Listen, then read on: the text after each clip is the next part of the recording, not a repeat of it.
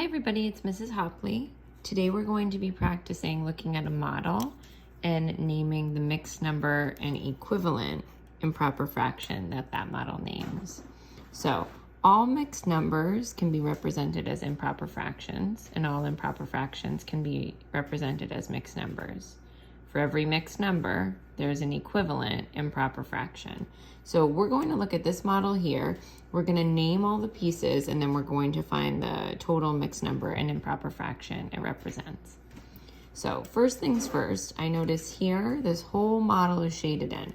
I'm going to name this one whole. There goes my lead. But more specifically, if I look at this model, I need to check the way that it's partitioned to see what fraction it's equal to.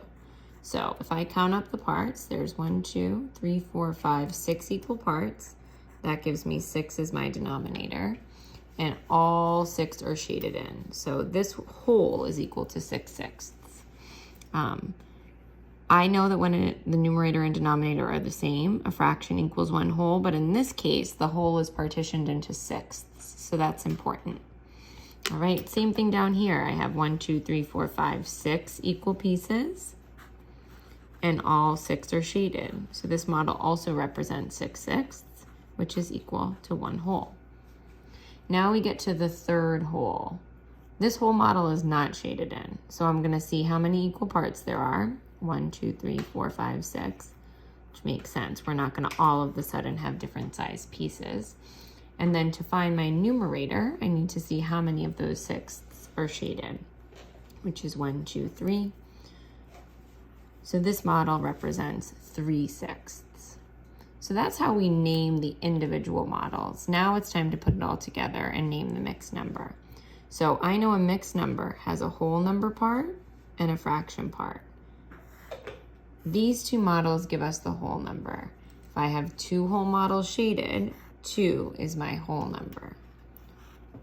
And then the third model, the model that's incomplete, that doesn't have the whole shaded, has some pieces left unshaded, that gives me my fraction part, which is 3/6. So all together, this model is showing us the mixed number 2 and 3/6. So now I need to find the equivalent improper fraction. So instead of looking at the whole numbers here, I want to look at the fractions that represent those wholes. I'm actually going to write an equation for myself.